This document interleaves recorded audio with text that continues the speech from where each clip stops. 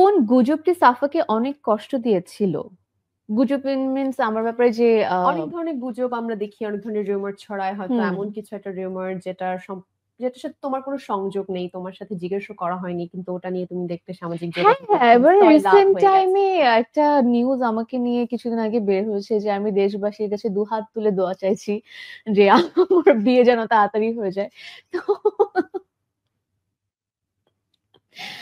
তো এইসব নিউজ দেখলে আ ওয়েল অ্যাকচুয়ালি আমি এখন এটা মেনে নিয়েছি যে হুম, আমাকে হয়তোবা মানুষ অনেক ভালোবাসে। আমাকে নিয়ে কথা বলতেও তারা ভালোবাসে। ভালোটা বলতেও ভালোবাসে, হুম। মন্দটা বলতেও ভালোবাসে।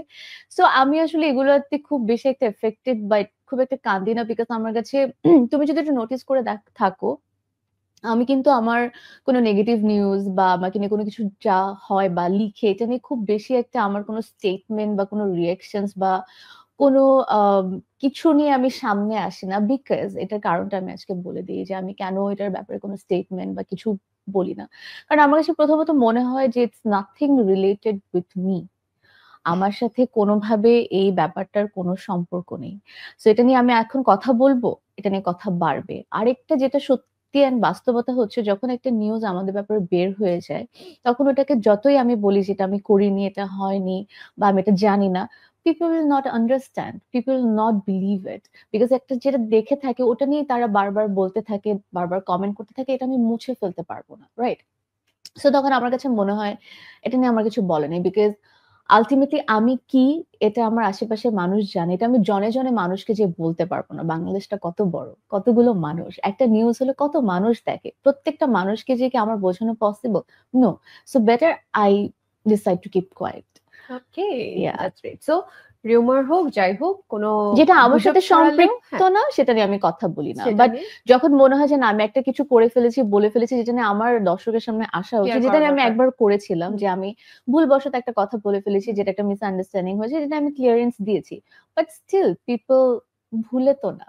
সেটা আমি পারবো না। বাট হয়তোবা সময়ের সাথে, সাথে মানুষ আমাকে বুঝে নিবে। ছিলাম অভিনয়টায় তুমি অনেক বেশি সময় দিচ্ছ, এবং এখনকার সময়টাতে আমার মনে হয় যে তুমি অনেক বেশি সিরিয়াসনেস, অনেক বেশি ডেডিকেশন দিয়ে কাজ করছো। তো ওভারঅল কাজ নিয়ে তোমার পরিকল্পনা বলি বা স্বপ্ন বলি বা অভিজ্ঞতার জায়গা থেকে যদি এখন বলি, এখন মাধ্যম বেড়েছে, ওটিটিতে কাজ করছো, কি বল? কাজ তো অ্যাকচুয়ালি আমাদের মাধ্যম অনেক বেশি বেড়েছে। অনেক ধরনের কাজও হচ্ছে। বাট নাটকটা আমি যেভাবে দেখি বা আমি হুম, যেভাবে চিন্তা করি, আমার কাছে মনে হয় নাটক হচ্ছে এমন একটা মাধ্যম বা কাজ যেটা হচ্ছে পরিবারের মানুষ একসাথে বসে খাওয়ার টেবিলে বা একসাথে যখন সবাই ফ্যামিলিরা হ্যাঁ, বসে হ্যাঁ। গল্প করে বা অবসর সময় একটা নাটক দেখবে। আর আমি চেষ্টা করি ওই ধরনের নাটকগুলোই বেশি করার। আমার নাটকে মেক্সিমাম ক্যারেক্টার গুলো থাকে হচ্ছে আমি ট্রাই করি পোর্ট্রে করার যে একটা মেয়ে যে ফ্যামিলির খুব আদরের। হুম। আম বাবা-মার অবাধ্য হয় না। তাদের ডিসিশনই তার decision. And at the same time আমি আরো এরকম মেয়ের ক্যারেক্টার প্লে করার চেষ্টা করি যারা অনেক ইন্ডিপেন্ডেন্ট অ্যান্ড ফ্যামিলির হাল কখনো ছাড়ে না। ফ্যামিলি পড়ে গেলেও তারা চেষ্টা করে ফ্যামিলিকে পুল করে তুলে তুলতে। অ্যান্ড আমি চেষ্টা করি এমন কিছু ক্যারেক্টার যারা আসলে অন্যায়ের বিরুদ্ধে কথা বলে, অন্যায়কে কখনো প্রশ্রয় দেয় না। সো আমার কাছে মনে হয় ফ্যামিলি ড্রামা বা at the same time romantic, this genre I always choose for নাটক।